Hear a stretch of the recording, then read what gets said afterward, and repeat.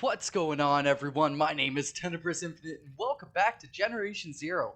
For today, we're going to be talking about 7 tips and tricks for melee weapons. I've had my hands on these melee weapons for almost 2 weeks now, and honestly, I could tell you dudes that melee weapons are a ton of fun here in Generation Zero. They fit their own kind of unique little niche of being able to experiment with your gameplay and your loadouts and your tactics in the middle of combat. So I've come up with 7 bona fide tips and tricks and a little bonus tip at the end of this video. So we're just going to jump right into things now. Now, for our first melee tip that we're going to get into today, we're going to be talking about tick timing and the kind of timing that you can have for getting your melee strikes to efficiently hit the tick as it's flying at you in midair, which sometimes can be easier said than done.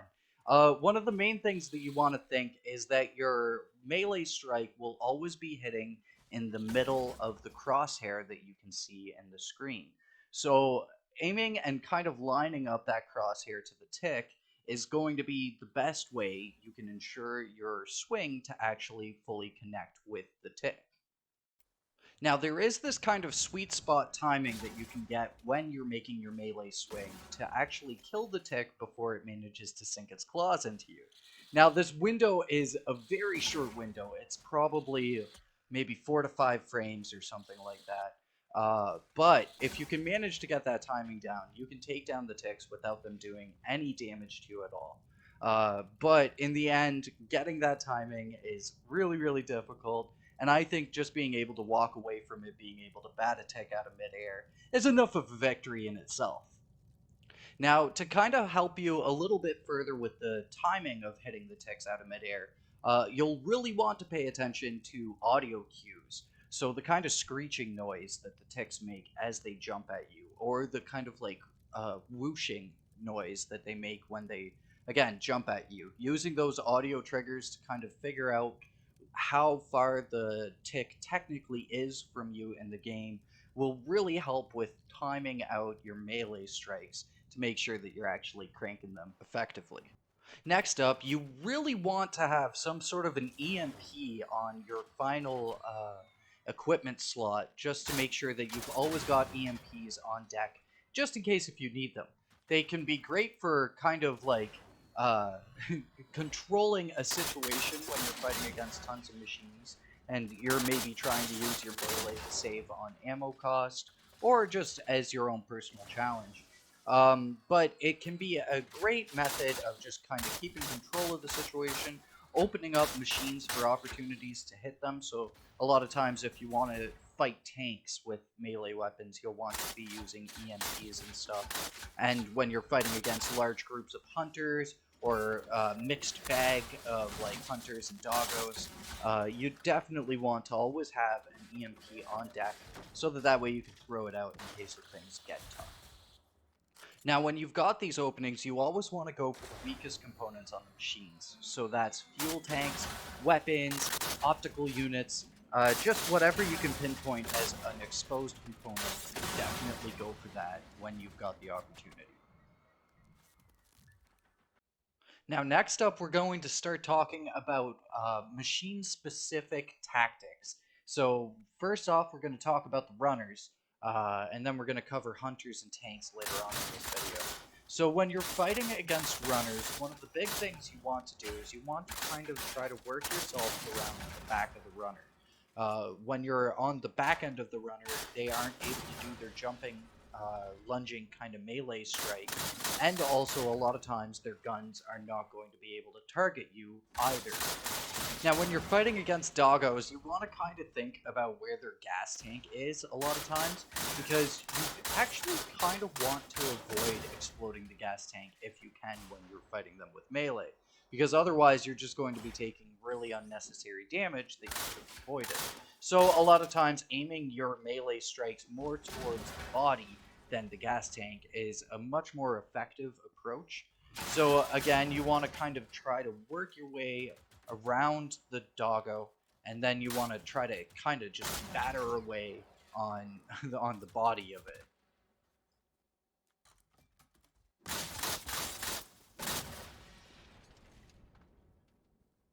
Now, in the future, I plan on going a little bit more in depth into stamina management here in Generation Zero. But for now, the major pro tip is to try to always go into your melee attacks having some sort of bar left in your stamina. So not sprinting out all of your stamina before you actually get towards the machine, because a lot of times you'll wind up doing just significantly less damage without that stamina going into your attacks. Now, with the Sledgehammer, it's even more useful to try to maintain your stamina than it is with the Brunball bat.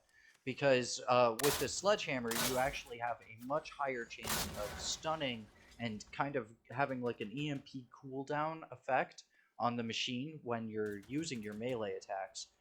So with the Sledgehammer, you kind of want to make extra sure that you're maintaining your stamina, you aren't sprinting for too long or anything like that, and you're keeping all of your stamina to just go towards your melee attacks.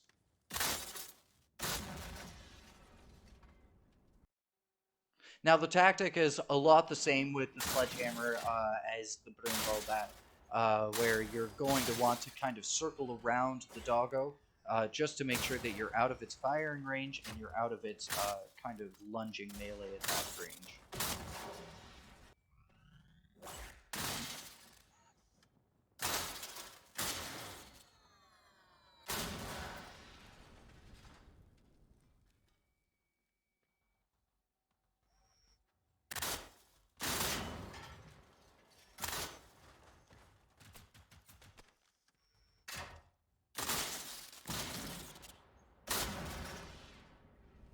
Now, even when you're being shot at, you want to kind of still try to keep in mind your stamina as much as possible. Of course, you want a close distance between you and the machine to do damage, but maintaining that stamina is really essential. Now, for our next tip, we're going to talk about a gun that has pretty much the perfect synergy with melee weapons, and that is the experimental 12 gauge shotgun. The experimental 12 gauge shotgun has this really high stagger chance, in which case it can stagger most machines and deal a really significant amount of damage in the process of staggering that machine.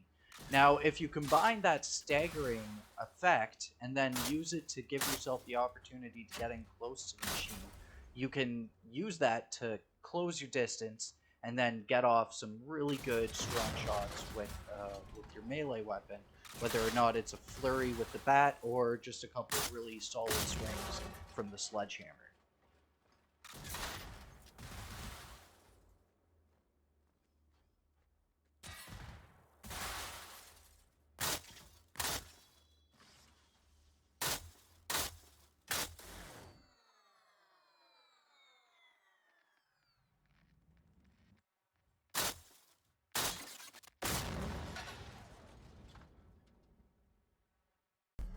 Now, you can also use this Wombo combo in place of EMP charges if you're fighting against larger enemies like tanks or harvesters. The nice thing about the 12 gauge is that you can't possibly miss, and sometimes I've seen people whip their throws on EMPs, and that's always a oh shit kind of moment. But yeah, so you could use the 12 gauge to just kind of stun lock the tank, getting close. You can use that stun locking to regain your stamina, so that way you're getting full power swings with your melee attacks. And you can use that stun lock to kind of stagger them out of their shockwave or their gas attack.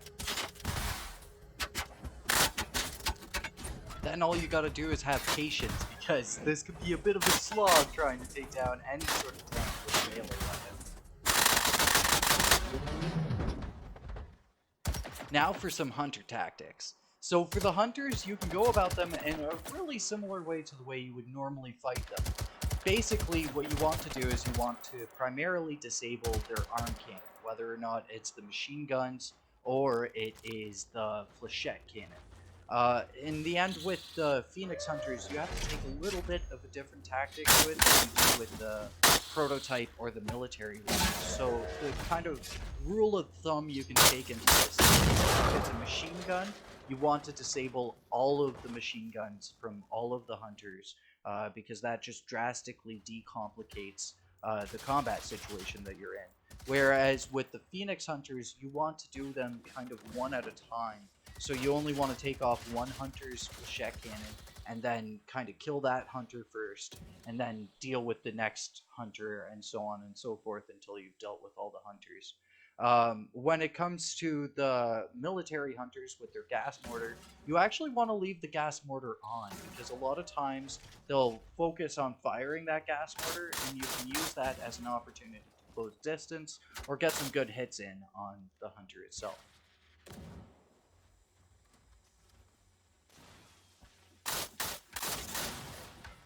Whenever you're fighting a mixed group of doggos and hunters, you always want to take down the doggos first before you start taking down the hunters, because a lot of times when you're spending a lot of time trying to take down the hunter, the doggo will be doing intense amounts of damage to you in the process. So you want to kind of negate as many forms of damage as you can when you're trying to take on hunters or mixed groups of enemies of any sort when you're utilizing melee weapons.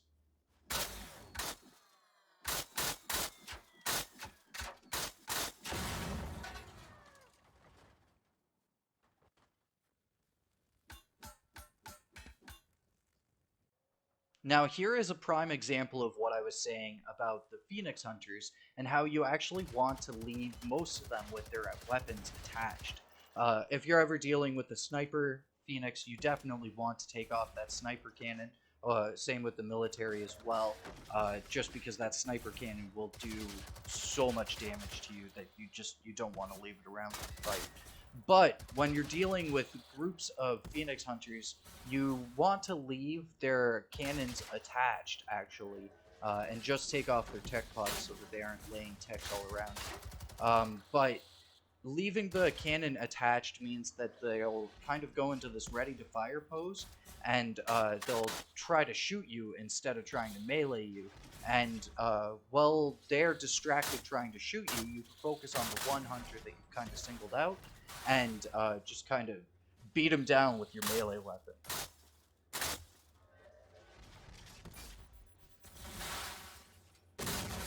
Now, the problem with the Phoenix Hunters specifically is that once you've disarmed them, they automatically go into this bum rush kind of melee state where they just are always actively trying to seek out a melee jump attack on you. So that's part of the reason why you want to leave a bunch of them with the cannons still attached, because if you have all of them trying to dogpile you at the same time, that could get really, really tricky when you're just trying to finish them off with your puny little melee weapons.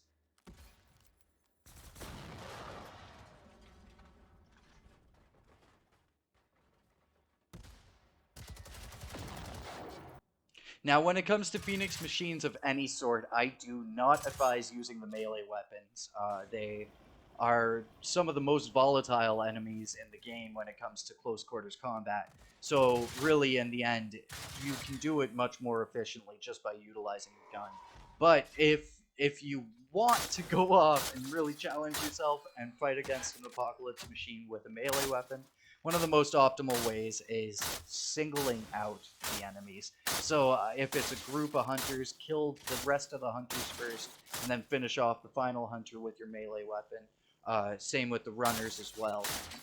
And if it's a tank or a harvester, you're just a mad lad at that point. But you definitely want to kind of single them out so that that way you've just got one target to focus on. You aren't getting mortar shells rained down on you or acid bullets or anything like that.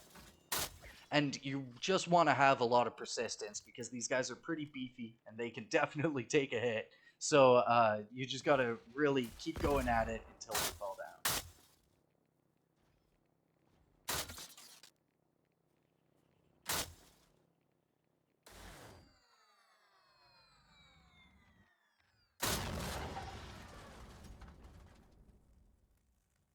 Now, the next tip that we're going to talk about is knowing your melee weapon. So, both of the melee weapons, the prune ball bat and the sledgehammer, both have the same amount of reach, which is about maybe like 2 to 3 feet in front of you.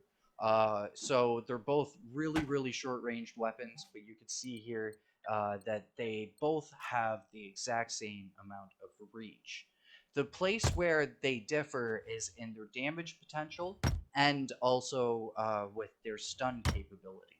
So the Sledgehammer has a higher per hit amount of damage, but actually, in terms of damage output, the baseball bat is a little bit stronger than the Sledgehammer itself.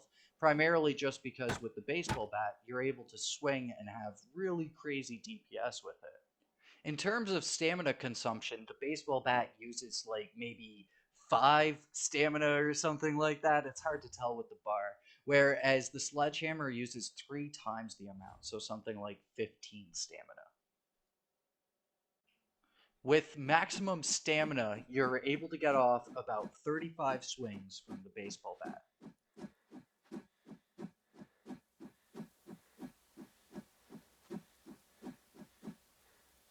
Whereas with the sledgehammer, you're only able to get off about 18 swings with a full stamina bar.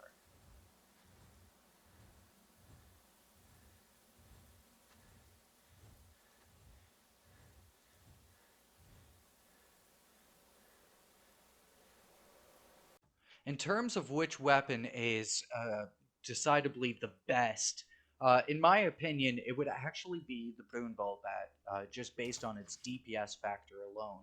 But of course, in the end, your preference of melee weapon is entirely up to your own kind of play style in the game. With the Broonball Bat, you're able to just kind of swing away and really blast at the enemies. Whereas with the Sledgehammer, you have to be a little bit more methodical and kind of consider the fact that you'll be able to stun them potentially with one of your hits as opposed to hitting them 20 to 30 times with the Broonball.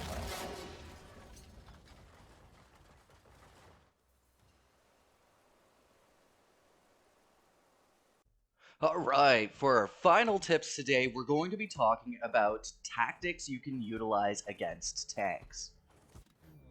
So one of the most simple approaches you can take to tanks is utilizing EMPs to stun them for a second, and then kind of removing their weapons so that that way the tank will go into its pure melee state.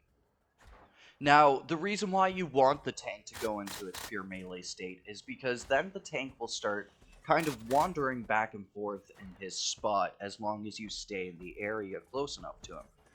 And this means that you'll be able to find more opportunities to get in and get melee strikes in on the tank itself. If you leave just the rocket pod on the tank, I find that the tank actually doesn't move around enough and instead will just kind of face you the entire time, which means that you don't get as much of an opportunity to actually attack the weaker components on the tank itself. Now, in my advice, it's best to just leave the tank fighting to prototype and maybe military type tanks. If you're fighting Phoenix or Apocalypse tanks, you're gonna have a bit of a bad time. Now, don't get me wrong, it's entirely doable, and you can go off and fight Phoenix and Apocalypse tanks with melee weapons. But the thing is that you're bound to take at least a death or two along the way. Now, when you're fighting a tank with melee, you'll want to have this kind of back and forth with the tank, where you go in, you attack the tank a bunch of times, he stomps on you, and then you go back, and you take a bit of a step back, and you heal yourself, and then you go in and do as much damage as you can throughout the next swing, and you kind of just heal buffer your way through the fight.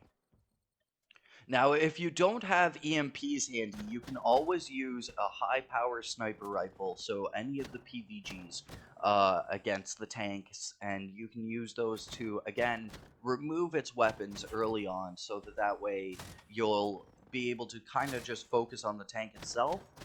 If you leave the minigun attached to the tank, he's just going to be blasting away at you the whole time.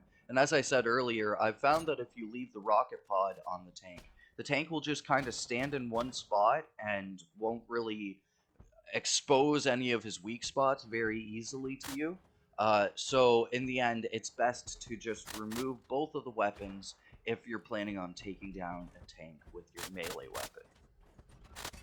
Now, military tanks have had this issue with them for a while, where if you remove the grenade launcher from it, or the mortar launcher from it, the the image for the mortar will still stick around. But as long as you see that original mortar fly off the tank, it's not going to use the extra mortar that you see hanging off its body there. Now, a last kind of pro tip for melee fighting against tanks is to really watch out for those stomp attacks. Sometimes the tank will do a double stomp attack, and that's pretty much a one-hit kill. But in the end, as long as you're paying attention to those audio cues, you can make at least enough distance from that initial stomp that the second stomp will not get you. A lot of melee fighting is kind of the finesse to it is kind of being able to listen to audio cues while you're going absolutely ham on these machines.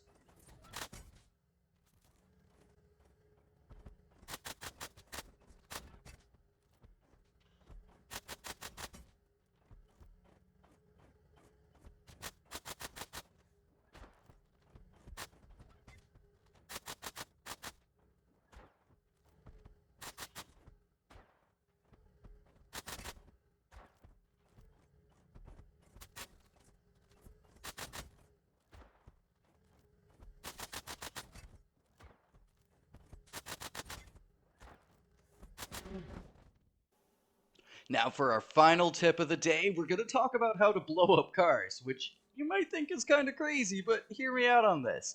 So, first things first, you want to sneak up on the car to make sure that it doesn't spot you beforehand. If it does spot you beforehand, that car could run away, and they're pretty fast. So, once you got your car locked down, isolated from the group, you want to go in, smack it a couple times, and bada bing, bada boom, you've blown yourself up a car. So there you dudes go, 8 tips and tricks for melee weapons. I think that there's some real banger tips in this little tips and tricks video. Hopefully you guys enjoyed it. Hopefully you learned something about the melee weapons that you didn't maybe know about. And also, if you enjoyed the video, consider hitting that thumbs up button. That goes a long way towards helping out smaller YouTube content creators such as myself. And if you're new to the channel, maybe consider subscribing. I put out tons and tons of Generation Zero content. But either way, that's going to do that for me. I've been Tenebris. You've been awesome. Thank you so much for watching, and I will catch you guys in the next one. Until then, peace.